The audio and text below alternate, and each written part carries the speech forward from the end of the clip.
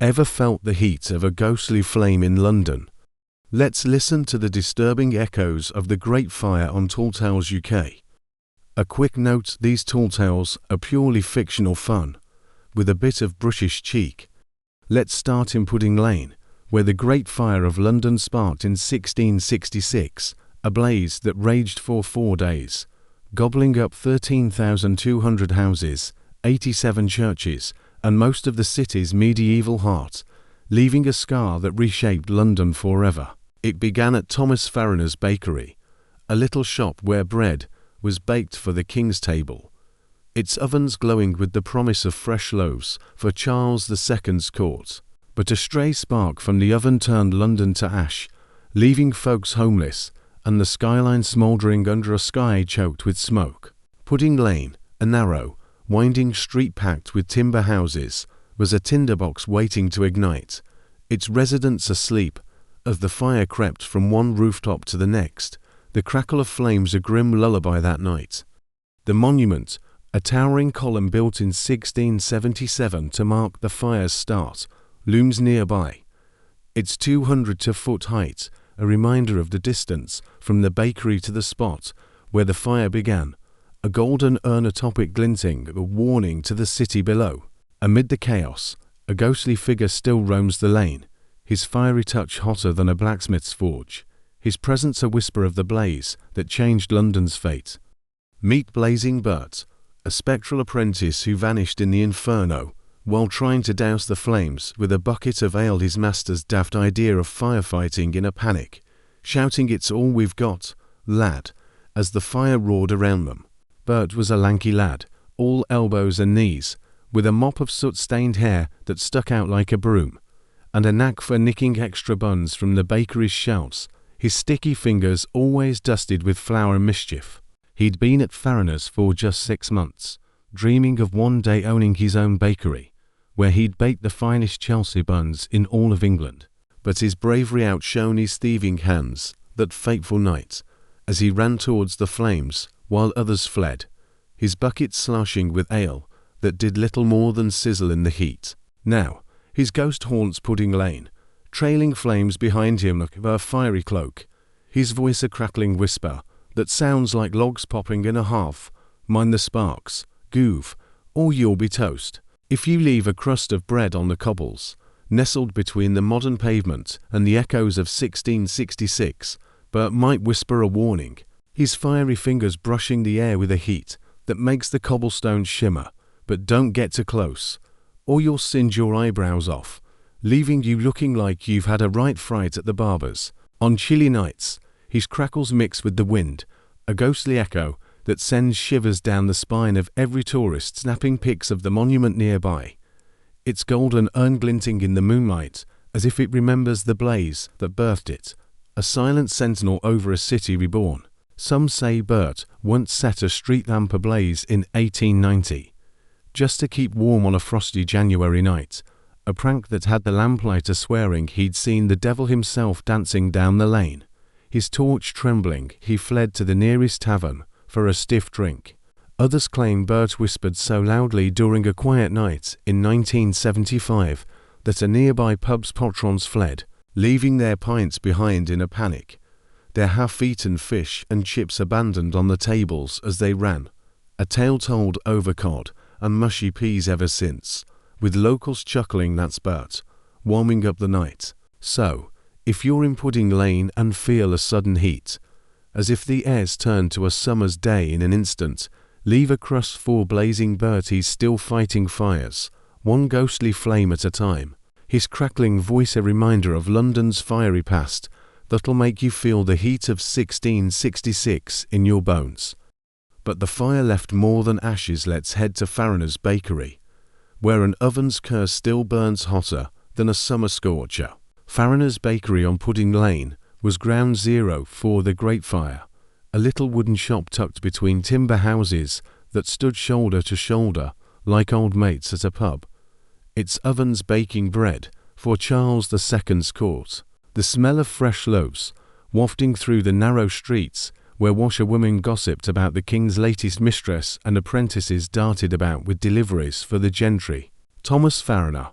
The baker was a stout man with flour-dusted hands and a temper as hot as his ovens, known for his crusty rolls, that even the king's hounds would beg for, but he swore he'd douse the oven that night, muttering all's well, lads, as he banked the coals before heading to bed, his nightcap askew and his dreams full of dough. A spark escaped, perhaps from a forgotten ember, or a gust through a cracked window, setting the city ablaze, a disaster that left Samuel Pepys burying his prized Parmesan cheese in the garden to save it from the flames, his diary noting the great fury of the fire as he watched from a boat on the Thames, the river reflecting the inferno like a mirror of doom. Inside the bakery, one oven never cooled,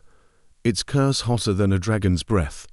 its iron door creaking as if it knew the havoc it would unleash. Meet the oven of Old Smoky,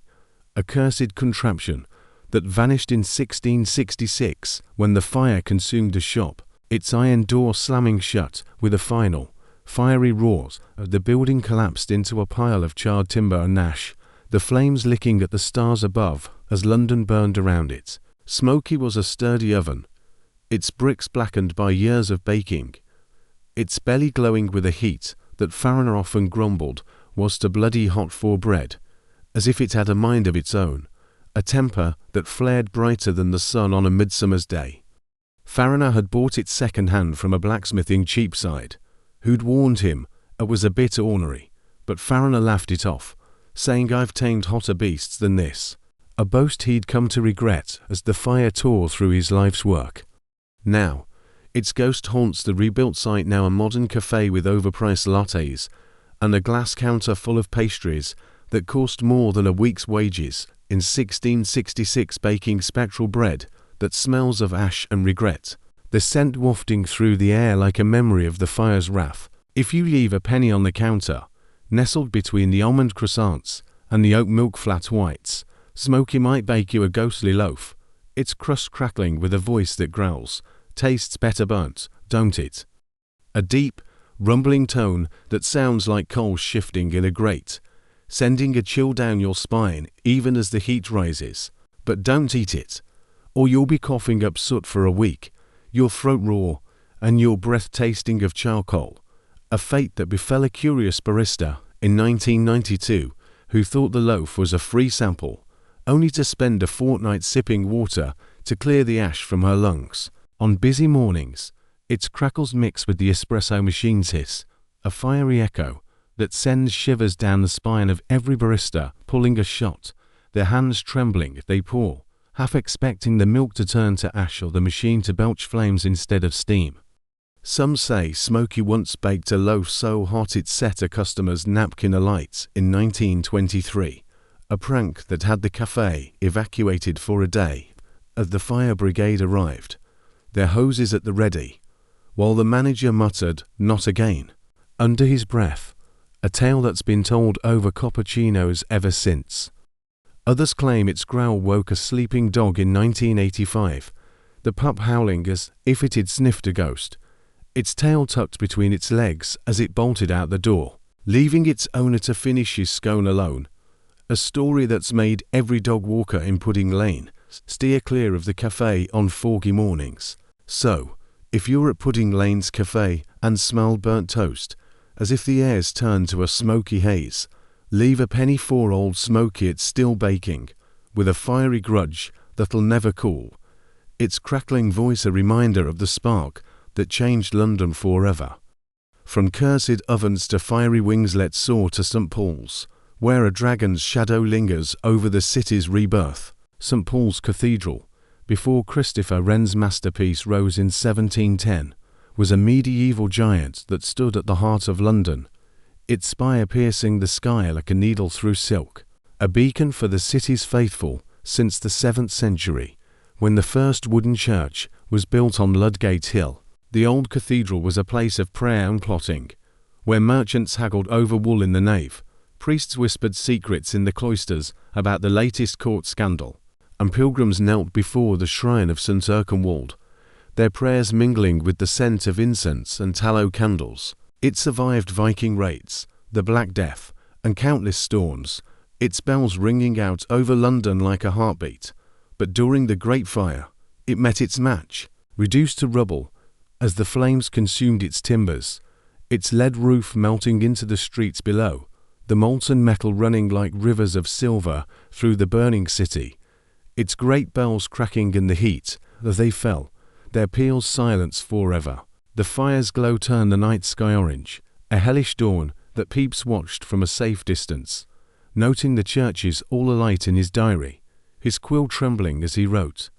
During the blaze, a spectral beast took flight above the flaming ruins, its wings a blaze of fury that sent survivors scurrying for cover,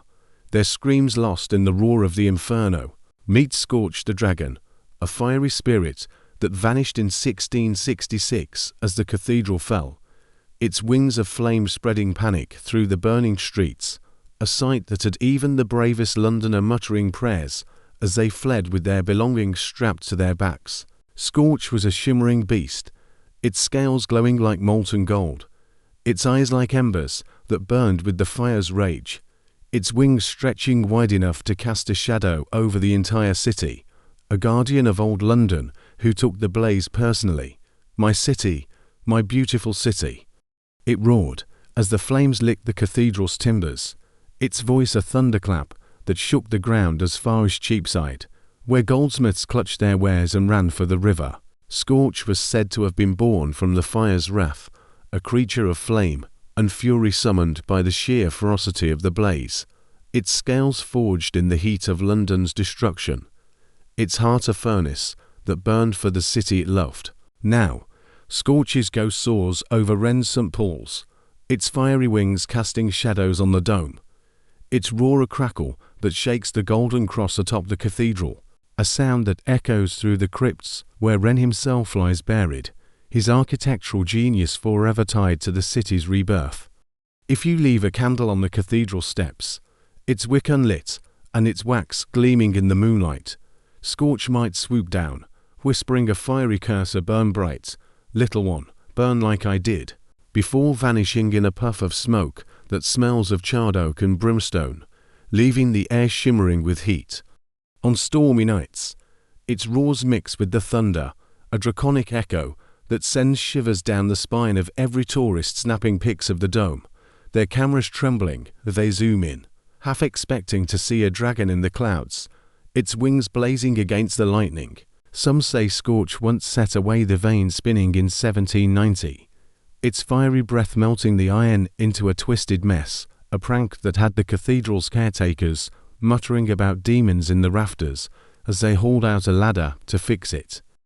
Others claim it roared so loudly in 1940 that it drowned out an air raid siren during the Blitz, a tale told over pints at the Paternoster pub,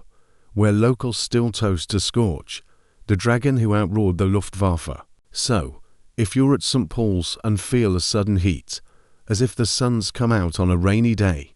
leave a candle for Scorch. It's still flying, a fiery guardian of London's ashes, its wings a blazing reminder of the fire that reshaped the city. From draconic roars to smouldering whispers, let's cross to Southwark, where an ember speaks of the fire's end with a voice that'll chew your bones. Southwark, on the south bank of the Thames, was a refuge during the Great Fire, its muddy streets packed with Londoners fleeing the blaze, their arms full of whatever they could save, pots, pets, even a prized wheel of cheese, as Pepys noted in his diary, watching the flames from a boat on the river, his quill scratching out the horror as the city burned across the water. The fire stopped short of Southwark, halted by a break in the wooden houses near London Bridge, where the river's width and a shift in the wind gave the firefighters armed with buckets and prayers a fighting chance, the shouts of more water, lads, echoing through the smoke as they battled the blaze. Southwark's taverns, like the George Inn, a 17th century pub that survived the fire with its timber-board walls and creaky floors, became a haven for the displaced, their rooms packed with families sharing tales of narrow escapes over mugs of ale, the air thick with the smell of soot and despair. In a quiet alley near the George Inn, where the cobbles are worn smooth by centuries of footsteps, and the air still carries a faint whiff of the river's mud, an ember from the blaze still whispers, its glow a faint flicker against the stones, a tiny spark that refuses to die. Meet Ember Ellie, a smouldering spirit that vanished in 1666 as the fire died, its spark born from the last flame to flicker out in London's ruins, a final breath of the inferno that had raged 4 days. Ellie was a tiny ember, glowing with the heat of 1,000 hearts, its light barely the size of a farthing, but its warmth enough to make the air shimmer, a remnant of the fire that had consumed the city, yet it had a voice soft, crackling, and full of the fire's final secrets, a whisper of the city's rebirth from the ashes, a tale of ash and renewal that it longed to share. Now, Ellie's ghost glows in Southwark, whispering tales of the fire's end. I burned it all, didn't I? Every timber, every thatch. Its voice a hiss that cuts through the pub's chatter, a sound like coals shifting in a grate, sending a chill down your spine even as the heat brushes your skin. If you leave a matchstick in the alley, tucked between the cobbles where the shadows pool like ink, Ellie might whisper a fiery secret, its glow warming your fingers with a heat that's both comforting and unsettling, a memory of the blaze that changed London forever. But don't try to light it, or you'll spark a flame that won't die, a fire that'll flicker 4 days, leaving you with singed fingertips and a story to tell. On autumn evenings, its whispers mix with the leaves' rustle, a smouldering echo that sends shivers down the spine of every punter sipping a pint at the George, their glasses trembling as they toast to London's survival, their laughter faltering as they glance at the alley, half expecting to see a flame dancing in the dark. Some say Ellie once warmed a beggar's hands in 1803, its glow giving him comfort on a freezing night, a kindness that had the man whispering God bless the fire as he curled up to sleep, a tale told by the inn's landlord over roast beef and Yorkshire pud ever since. Others claim its whisper sparked a small fire in 1966, exactly 300 years after the Great Fire, a tiny blaze that singed a tourist's scarf before fizzling out, leaving the George's potrons toasting to Ellie, the ember that never quits. So, if you're in Southwark and feel a sudden warmth, as if a fire's just been lit nearby, leave a match for Ember Ellie, it's still glowing, a fiery whisper of the Great Fire's final breath, its voice a haunting echo of a city that burned and rose again. Which fiery echoes your fave? Comment below and subscribe to Tall Tales UK for more whimsical British stories. Cheerio.